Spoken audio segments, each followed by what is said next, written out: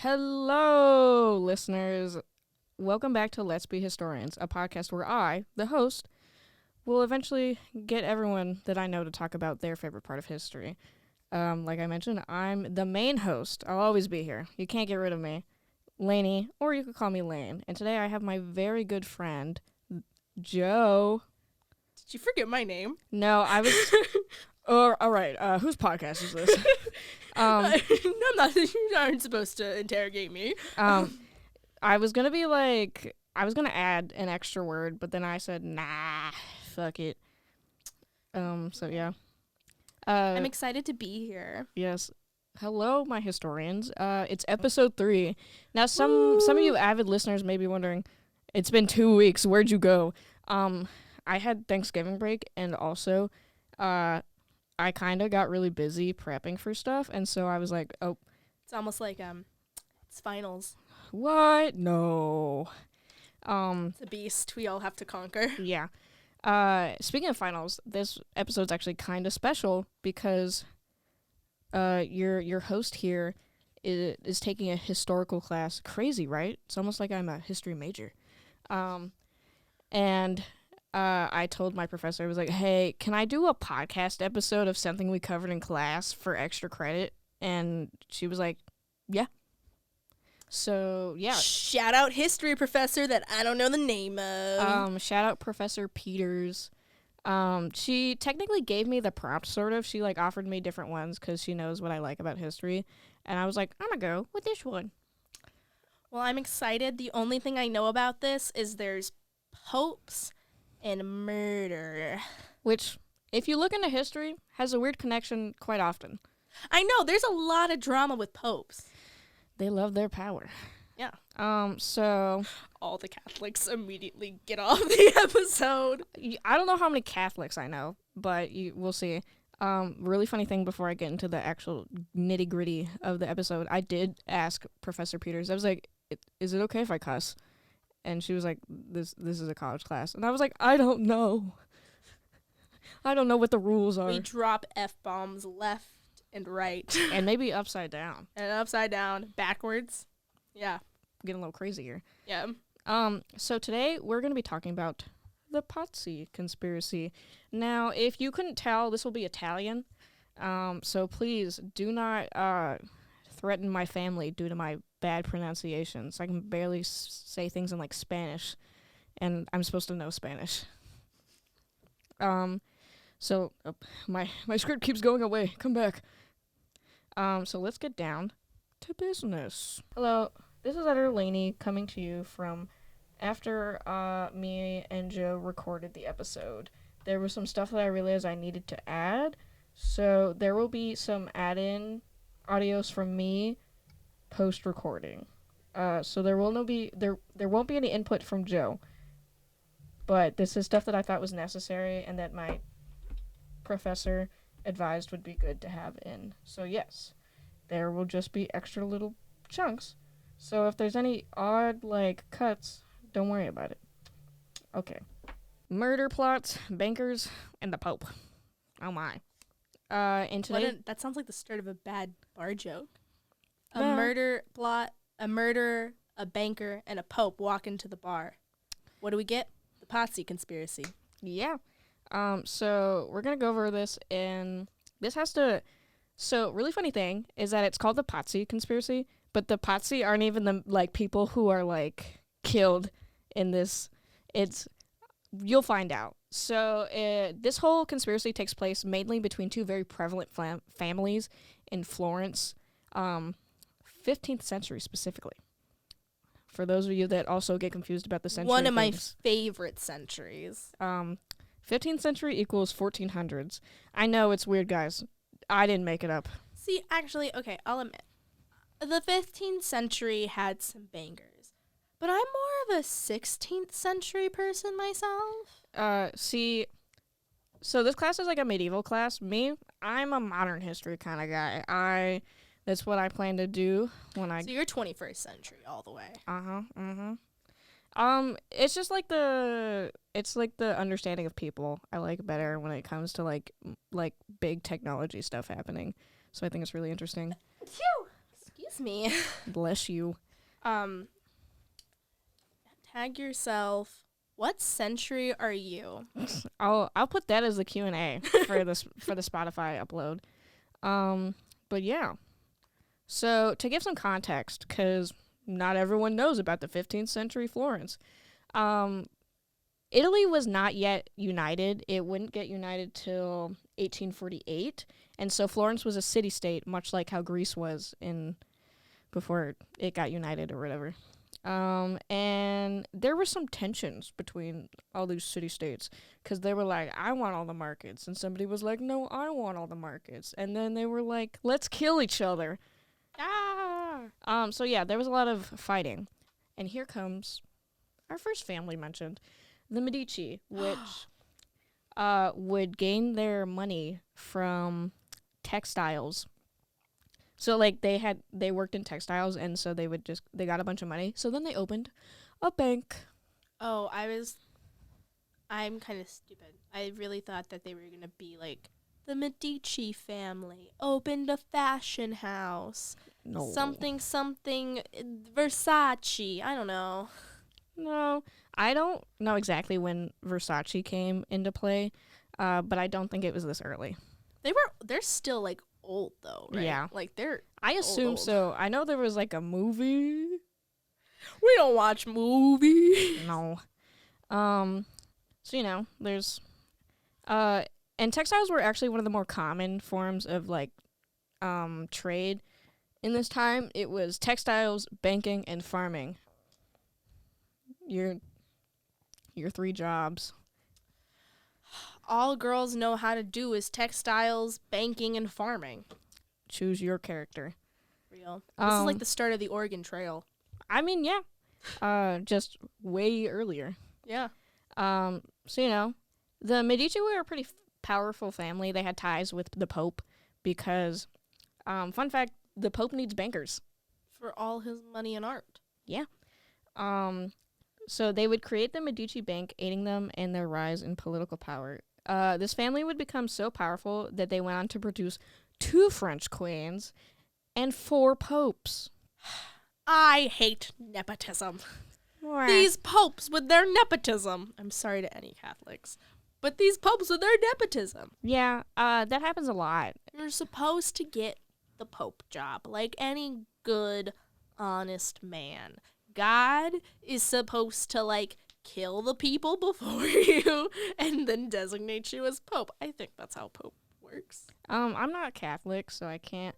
There is like they have like a secret meeting between cardinals and stuff like that. Oh, that's actually kind of cool. Yeah, they like lock them all in a room for weeks until they decide. So what I'm hearing is the Medici family 100% knew all the people in the secret meeting and 100% went, make my nephew the pope. Uh-huh. Yeah. Good old-fashioned nepotism. We can go back to that when I cover this. But yeah, I can tell you a little bit because we covered it in my class. So, funnily enough, they weren't actually like a noble family. Like their roots weren't from like noble blood. They were just really rich and people like money. I think it's important to also clarify that the Medici family power was de facto, or like they were de facto rulers of Florence, and everyone knew they had power, but it was mostly working behind the scenes. Like they would use their money and power to be little puppet masters. With enough money, you too can become royal. Yeah. And so at one point in time, Cosimo Medici would be like the head of the family. However, he would be exiled because he took part in a failed conquering of the Republic of Lucca. And so then the people who like didn't like him were like, "Look at this loser, kill him!" And the Pope was like, maybe we can just kick him out, because their bank was really important. So they were like, "Hey guys, why don't we just kick him out for a while, and that'll be his punishment." So instead of dying, he was just booted out of the city for a bit. Money prevents execution. Yeah. Also, the Republic of Lucca, so they tried to take over the gay fish. Oh, yeah. Yeah, I guess Processing of that joke. I was like, huh? No. So he would be exiled to Venice in 1433. He would return by 1434. Dude just took a vacation. Yeah, that's what a lot of exiles were, is that people were like, hey, just leave for a little bit. And, when things die down, you can come back. But, like, look, I feel like back then, little bit was like 10 years. Yeah. This was like hey, I'm going to go on a little family visit. I'll be back in a bit. Yeah, because literally vacations back then lasted like 9 months. Well, what else were they going to do? That's true. When you're rich and you don't actually have to do work. Get a job? What? No. We vacation and look pretty. Exactly. So he returned by 1434 and would begin to create elites in the political sphere. He would become close to the papacy through banking after Eugenius IV moved the court to Florence, further solidifying the family's claim to power. Now, listeners, you may be wondering, why are the Medici the Pope's bankers? It's because he needed money. So he took a loan from them, and then they did his financing. So yeah, until he got all pissed off and some silly stuff happened, which we'll get into. Eventually, by 1469, Cosimo's grandson, Lorenzo de Medici, would take charge of Florentine state alongside his brother. And, after this ascension to power, he was like, don't worry, guys, I'm going to follow in my grandfather and father's footsteps. They can't all be winners. Yeah.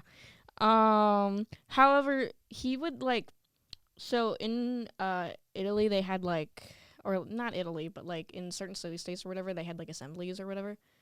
And so the popular assembly would lose their financial powers. And he was considered a bit of a tyrant. We don't like tyrants. Yeah, And people tend not to either, so how'd they respond to that? You'll see, actually. This is going to be a little funny. So next up, we have, I've covered the Medici. So let's move on to the namesake of this conspiracy, the Pazzi. They were a noble Tuscan family who were also bankers. And they had been powerful since the 13th century. However, in the 1400s, their network would be pretty overshadowed by the Medici family, which they were not very pleased about. They would eventually find allyship in Pope Sixtus IV. Hey, funny thing, I'm saying IV because I don't know Roman numerals. Sorry, y'all. And his nephew, they would eventually team up with Pope Sixtus and his nephew, this is such an Italian name, Girolamo Riero. I'm so sorry, y'all. Who did not like the Medici because, one, the Pope was like, what if I expanded the papal states? What if I gave myself more land? And the Medici were like, how about no? How about you don't do that? And his nephew didn't like him because he was put in power as a cardinal, and Lorenzo Medici was like, nah, I don't think you're the cardinal. It's like when someone's officially in power, but people are just like, yeah, fucking right. I'm gonna listen to this loser. So they did a little planning, a little scheming. So the Pope would revoke the banking contract with the Medici family, and then give it to the Pazzi. So now we're gonna move on a little bit. I do love a good scheme. Yeah. So yeah, like I said, the Pope tried to get more land. That didn't work. Nephew of the Pope wasn't being respected. Okay, I forgot how bloodlines worked for a second. Well, yeah. I was like, wait, nephew? Well, there were popes that had kids too, but that's a completely different thing. That's for another episode. Uh-huh. So, they were making enemies left and right. But that's what happens when you have a lot of power. And lastly, to add to the brigade of anti-Medici peeps. Brigade. Clergymen. with relations to the Pazzi and Riario family. One being the Francisco Salviati. His main reasoning was because he was up for a job of archbishop, but Lorenzo was like, no. And then he didn't get the job. I'm sorry. What a man thing to do. Yeah. You don't get the promotion you want, and then you decide to probably commit murder. Yeah. Yeah. So there were 2 attempts, actually. Attempt 1. In order for this assassination to work, the plotters would have to take down Lorenzo and Giuliano in order to avoid one of them going for revenge. Actually, silly little thing, Giuliano is his brother. I forgot to put that earlier in the script. Surprise listeners. Whoopsies. Wait, Giuliano is whose brother? Lorenzo's brother. You know how I mentioned earlier, if you're paying attention, that Lorenzo and his brother were currently heads of the state of Florentine. Yeah. Yeah. So they're doing their job, doing best little buddy work. And so the conspirators were like, they both have to die, so nobody tries to get revenge. So in order to avoid them going for revenge, so the first attempt was at a banquet. So Riario was having a banquet to honor him being like the cardinal or whatever, being like, yay, you have power, party time. Hypothetically, as a cardinal, he shouldn't be able to party hardy. Yeah, but... Well, actually, no, never mind. Catholics can drink alcohol. That was my Baptist coming through, y'all. Yeah, and historically, like, alcohol was one of the few things people knew they could drink without dying. Yeah. Never mind. Sorry. Unnecessary. Because it was, like, fermented and, like, clean. However, throw to modern history real quick, because I love to get off track. There is a way that you can test if alcohol is good or not, specifically in the form of moonshine. Mm-hmm. You take your moonshine, and you get a lighter, and you light it on fire. And if it burns blue, it's clean, and you can drink it. If it burns red, it's not clean. Don't drink it. And if it doesn't burn at all, please, for the love of God, don't drink it. You're gonna lose an eye. Okay, but what do you do when the fire burns up all the moonshine? Well, you, like, test it. You get, like, a shot of it, and you light it. And then you were like... Why low-key was I thinking people were just making Molotov cocktails with their moonshine to test it? I don't know. But these popes were probably drinking wine. Yeah. Wine was pretty popular. It was, like, a really funny thing. I don't know if... They're in Tuscany. Yeah. They definitely had mead at one point, but probably not these people. Not in this region. I mean, they got the good wine. Yeah. Why would you venture off from that? Throwback to the original plot. Now people know how to test moonshine. Nah, fact for the road listeners. I think it's an important safety tip, because if you're gonna do it, at least do it safely. So they were like, they're gonna be at this party celebrating this cardinal that doesn't like them. Let's poison them. That didn't work, because Giuliano was like, I don't feel good. No party for me. Sorry, I really thought they were gonna go all red wedding. Like, they burst into the party, and they're just like, archers at the ready! Pew, pew, pew, pew, pew, pew. We'll get there. What? Yeah. I'm expecting a red wedding now. So this would occur, like, the poisoning attempt would occur, going over my notes real quick, in April 25th, in 1478. Now then, on April 26th, 1478, they would be... What a fast turnover. Yeah. Wow, man, this didn't work. Oh, well, we'll do it tomorrow. They were basically like, I guess we'll have to push it back tomorrow now. I love a murder plot being pushed like it's like a lunch with a friend. Can we take a rain check? Yeah, I think we can take a rain check. Do you wanna murder them tomorrow? I don't know if I'm feeling murder tomorrow, actually. Ah. What about next Tuesday? Yeah, you know what? I think next Tuesday. Next Tuesday. Work. I'll make sure I don't make any other plans. Okay, thank you. Yeah. And so, the next day, they would be at, as all good Catholics were, at church. They were going to a Easter Mass. Now, actually, I will be quite frank here. It was like, it fluctuated depending on what I was looking at. Like, I saw one website that said Easter Mass, and then I saw another website that just said something else Mass, which could have just been the word for Easter, and I didn't know. Who knows? It was a Mass. It was a mass. And that's the key point. Murder at the Mass. Yeah, so essentially... Sounds like a cool band name. Yeah. I think it could be. They're at the Mass. They're there. They're praising the Lord. They're doing their thing. When all of a sudden, 3 people would basically get the jump on them, the 2 brothers. Lorenzo would be attacked by 2 priests who... Murder priests. Murder priests. And Giuliano would be attacked by Francesco de Pazzi. Unfortunately for Giuliano, he would definitely die because he was stabbed over 19 times in the back. How many times was Caesar stabbed? I don't know. Oh my gosh, I'm not going to look it up. Parallels. The history book on the shelf is already always repeating itself. Waterloo. Waterloo. Do you not know that song? I know the chunk of it, but I didn't know Waterloo came after it. History book on the shelf is always repeating itself. I know that Waterloo. chunk. Oh, I didn't know that it went Waterloo. You're gonna have to cut that part out. We can't. Abba will get us. Abba will get us. I think it's less than 30 seconds. So Okay.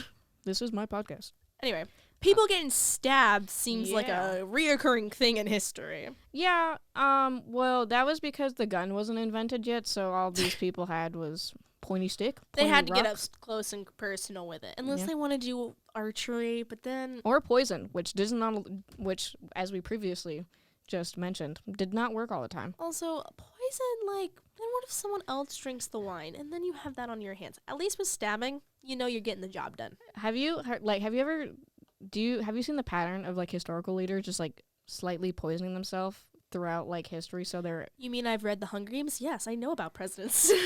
no, I just think it's so funny how some people are like, what if people kill me with poison? What if I just make myself immune to poison? And then you're like, Cool. what? Maybe You you should. can make yourself immune to poison. Yeah, you can. It's like how people like make themselves not allergic to things. You just like Yeah. you take little You bits of it just at a tell time. your body that cyanide isn't bad, actually. Yeah. Don't eat cyanide. Tasty. No, yeah. Poison, so impractical. I could go off about how actually, like, murders, you see differences in, like, how people are murdered. So, even with assassinations, right? Like, it's obviously about being the smartest thing. But for things like this, that's why so many assassinations are with guns or, like, poison. Whoops. Because, honestly, usually it's not, like, personal.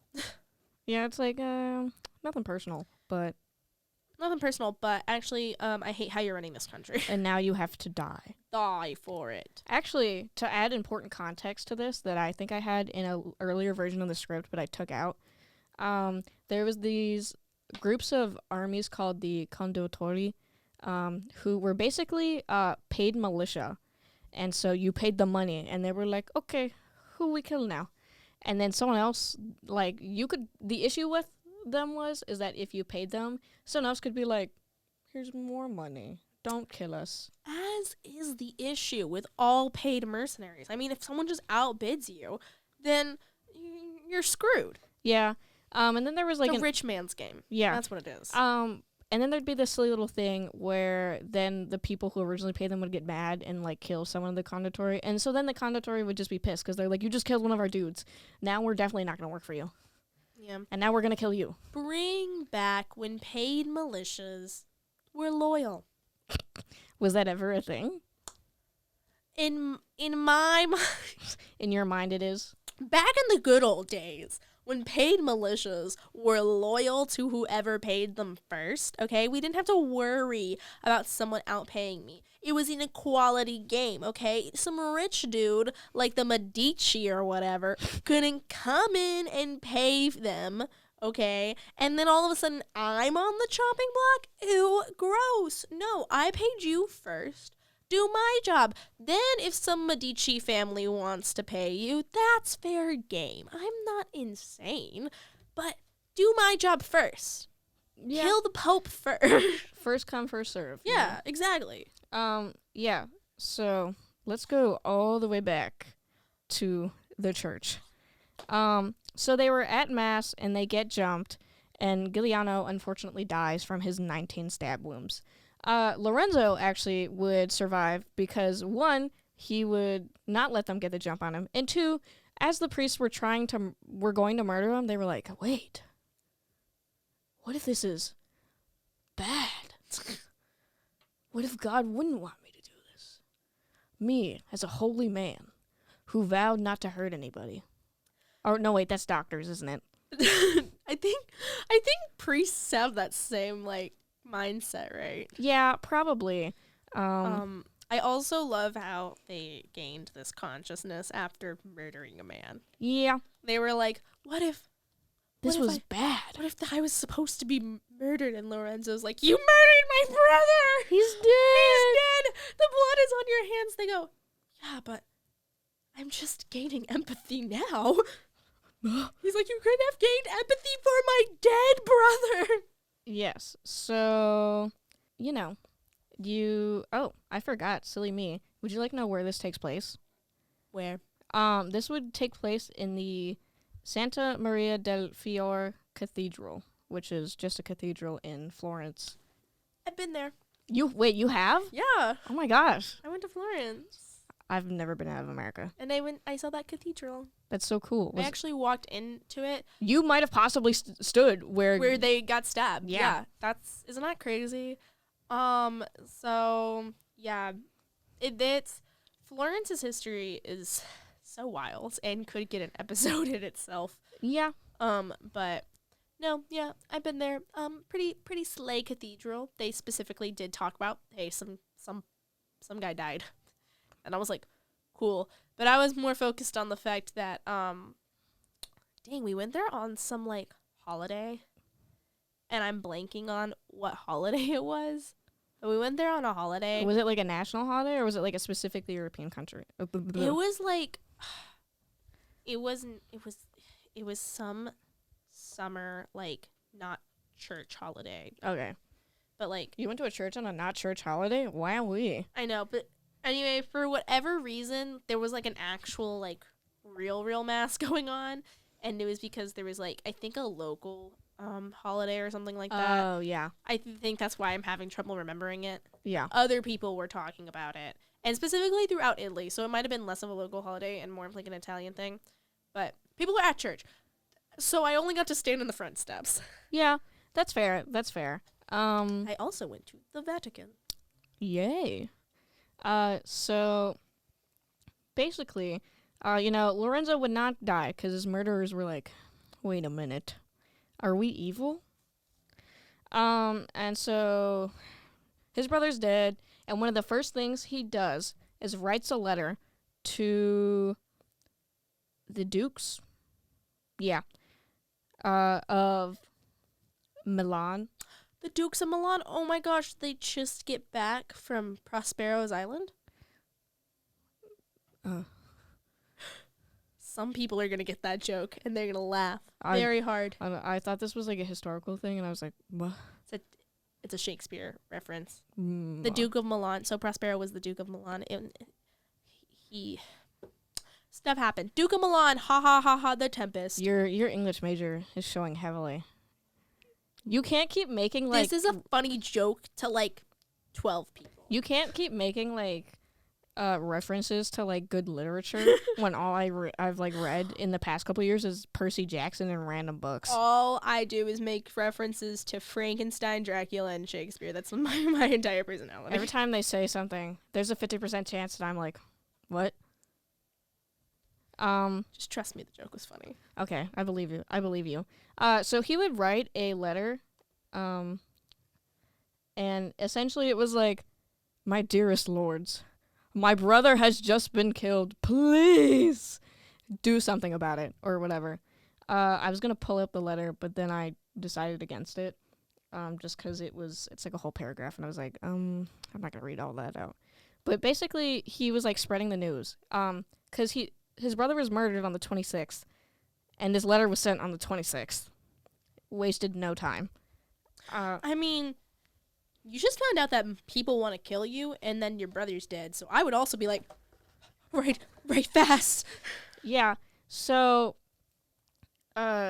he would like send the letter spreading the news that his brother was dead, hoping for like some kind of reaction from the people in power.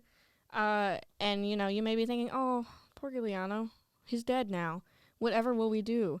Well, for one thing, the whole conspirators' like plans to kill both of them completely fucking failed, because one of them is still alive, and two, that kind of ruins future plans. People knew who did this because they did this in front of an audience of 10,000 people. The people who are just like there for mass going, Ave Maria. Oh my God! They're killing them. He's dead. He's dead. Watching these clergy have like go for the next guy, and then all of a sudden go, what if this is wrong? And the crowd of 10,000 going, this is very wrong. Yes. So people would not be happy about this, and essentially the conspirators were either hung and officially executed, exiled, or the people of Florence fucking killed them. Vigilante justice. Yeah, pretty much. Nobody was gonna be like, you just killed a man who just killed a man. You're gonna go to jail. I don't know why I suddenly became a countryman, but we do what we do. Don't worry, listeners, we're almost done here. What are you talking about? This is intriguing. Actually, so throwback, a little funny little tidbit, because I love to do this in complete disorder. There would be a marriage between the Medici and the Pazzi. This really is Game of Thrones. Evan The bankers. Gigliamo de Pazzi, husband of Lorenzo's sister Bianca, would also be exiled, despite the fact that the marriage was to unify the families so they wouldn't do murder. She was exiled, even though she had like nothing to do with it, just because she was married to a Pazzi. Because in that time, once you like get married off to your husband, you're a part of the husband's family. Women can't do anything. Yeah. I hope she started a rebellion a la what's that Scottish woman's name? I don't know. It's like shoot. So essentially the Pazzi's like honor was taken away from them. They no longer had their coat of arms, and their property was confiscated. That's what happens when you lose. Oh, you know how I mentioned how like everyone a part of that conspiracy was like murdered or exiled? Yep. Two people weren't actually. The Pope and the Pope's nephew. Nepotism. Yeah, people were all like, leads back. Someone was all like, why is he still alive? And people are like, the fuck you think? He's the Pope. He's the Pope, and he's the Pope's nephew. What are we gonna do about it? Eventually, like all this would kind of blow over. Lorenzo would still have power and prestige in Florence, but he would never have an official title again. And I didn't put this in my notes, but I'm like 80% sure I listened to this or I read this when I was doing my research, is that I think the Pope excommunicated him. Mm-hmm. Which, I don't know, Lorenzo might not have been too upset about that, because he did try to murder him.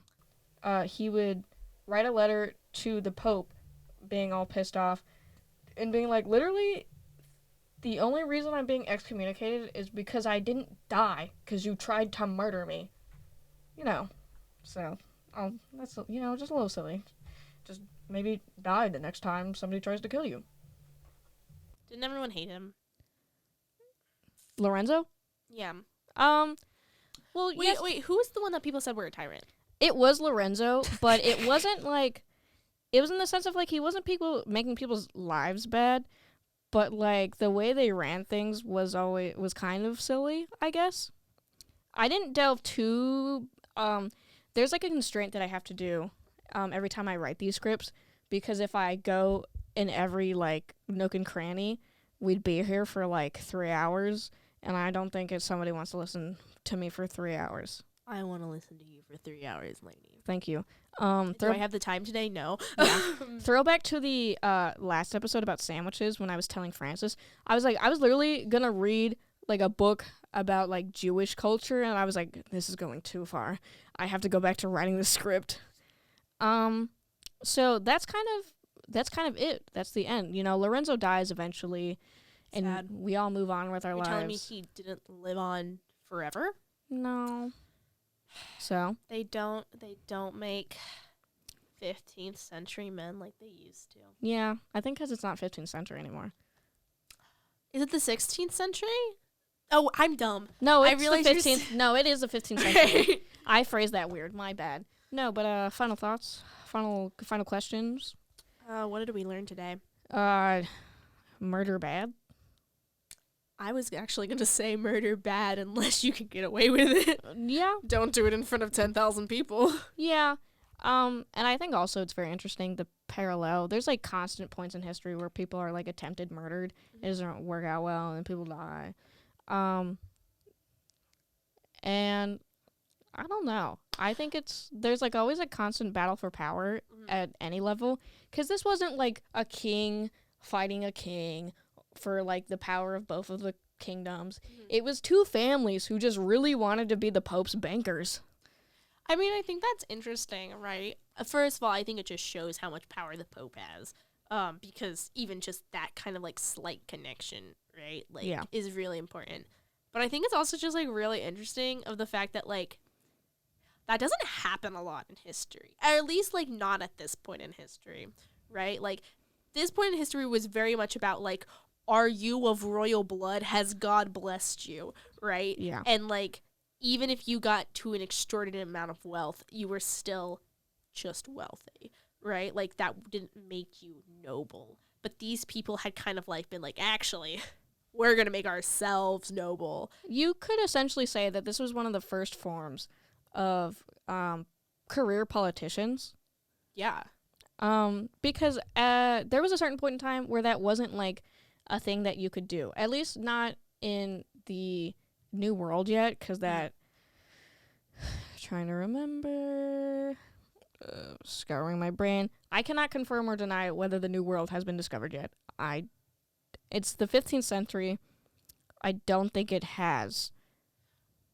Is this before or after Queen Elizabeth was Elizabethan? Is this before or after that? I don't know. Well, has Columbus been kicked out of Italy yet? Stay tuned. Stay tuned. Yeah, but I think it's important. It's either about to be discovered or it's either about to be discovered or like it just did or something. Yeah. But it definitely shows like an interesting parallel of like how people use like power and money to start creating jobs that didn't exist before. Yeah. Because who thought, yes, what if my only job was to make other people important?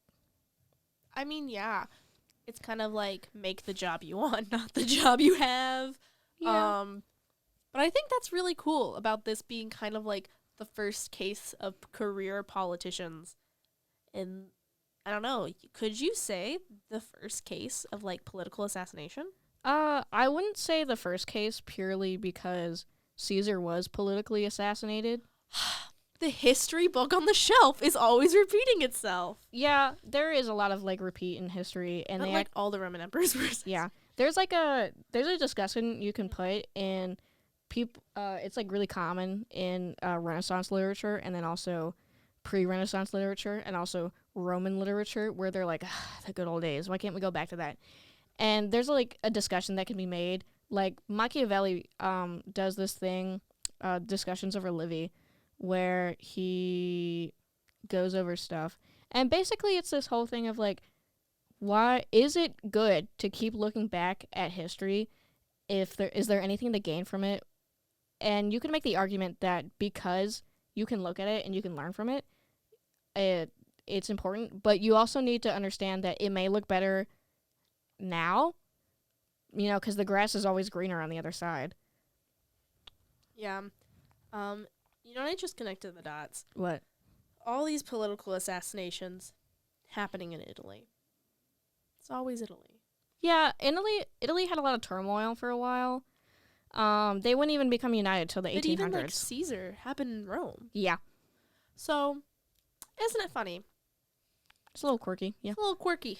That little boot's got a lot of assassinations on it. But yeah, no, that was very interesting. I love hearing about political assassinations. Well, I'm glad you like hearing about it. The whole point of this project and this podcast is to get people that I really like, I really enjoy being around, my friends, my loved ones, to get interested in history, and also people around this general area to get interested in history. I love history. Yeah, I think it's so important, and people have this preconceived notion that research is so hard, and I'm like, but it's not though. It's such an important skill to have, and people think it's so hard, but you just this is helping me with my research abilities because I'm practicing having to look into things and reading things. So yeah. So one day you will be able to read that Jewish cultural book and create the 50-minute long podcast episodes. Yeah. So Joe, thank you so much for having me. I'm having you. For letting me have you on the podcast. A special thanks to my Western Civilization professor, Professor Peters, for letting me do this for extra credit. And thank you. A special thanks to the library for letting us use this recording studio.